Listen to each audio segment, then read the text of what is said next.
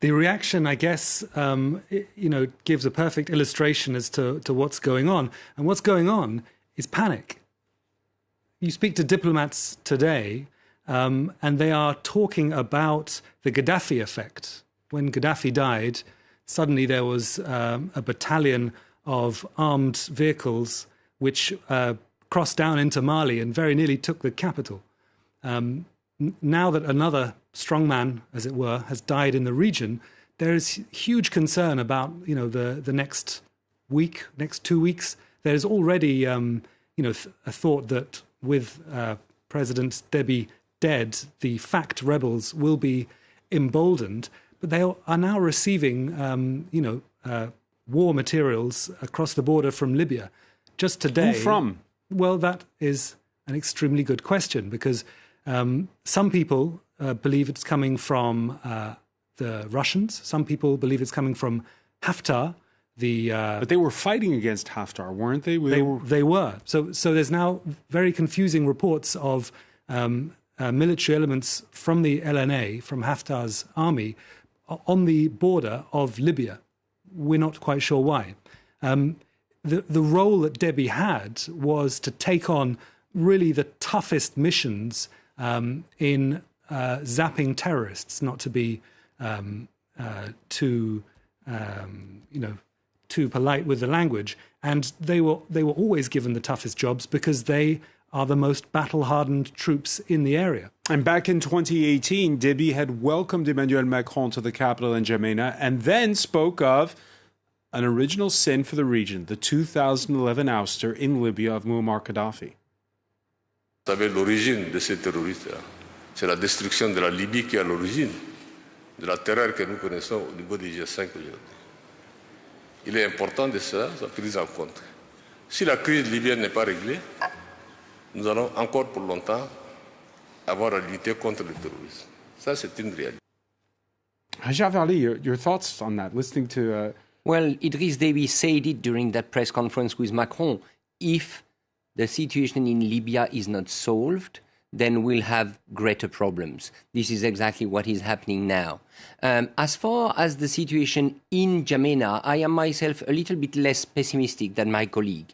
Because of the French involvement, because of the massive presence of French troops in N'Djamena, I believe they can keep the capital city of Chad away from the rebel like they did for Bamako when they decided to intervene in 2013. But actually, N'Djamena is not the only problem. The problem is... By the way, there's been fighting before in 2006 and 2008 in the capital, inside the capital. That's true. The problem is what will happen for the Chadian army. Because what we might see is a breakup of the army, which is composed of different minorities, different community. And if the Chadian army is getting split up, then G5 Sahel, the multinational forces, will cease to exist in a way. And France efforts to counter terrorism in Sahel will be put in a very, very difficult situation. And this had happened on the heels of a presidential election. Deby, who re-elected for a sixth time when his demise came.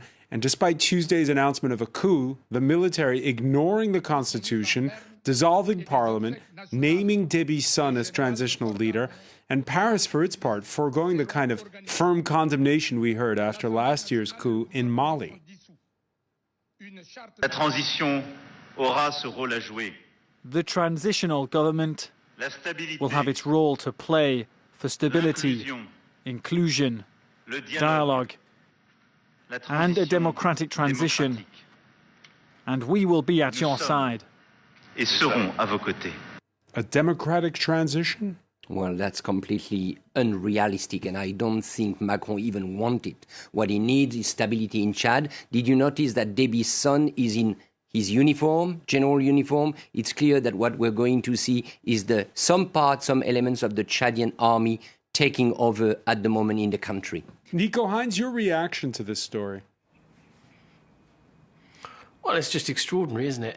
Apparently, Deby was the third ruler of Chad in a row who regularly turned up on the front lines to fight these fights. And it kind of reminds you of, I don't know, Shakespeare or the Battle of Agincourt in 1415, you know, Shakespeare's flowery language as he kind of leads the troops into these glorious battles. Apparently, incidentally, the real speech that he gave was something like, "Fellas, let's go."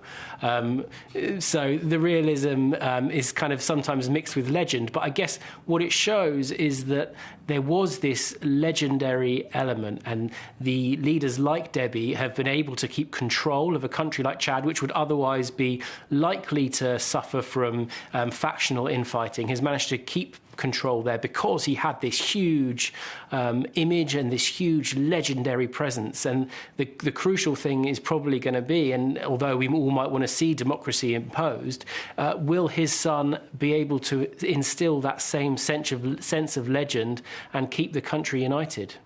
On the actual day when Deby was killed, the son was also fighting by his side. He was leading a column of troops. Mahamat, his name. He is popular within the army, but the problem is the regime has made many, many enemies, both within and without the country over the last few decades. So I think the possibility of an army fracturing down the middle is very, very real, and I think that's what worries a lot of people. There also may be a huge opportunity. Some of our more optimistic analysts that we speak to point to what happened in Sudan when Bashir died. The opening up of the space there for people pushing for change, is quite interesting. The opposite may be true as well. If elements of the army head into communities in Darfur and pick up strength there. You have Barkhane, which is this joint force across Africa. It's headquartered in Chad's capital. France and the United States have forces there. Your thoughts on the fact that here you see Emmanuel Macron at the funeral, and saying that he would protect Chad from any invaders. I know there's a huge debate about whether this phenomenon known as France-Afrique is dead or not. It was quite hard to watch the tape today and think that it had totally died, to be honest. But then, there is a security element there which can't really be discounted. France is fighting on several fronts in the Sahel. It's unclear whether Nigeria is in any shape to pick up any slack, but they should.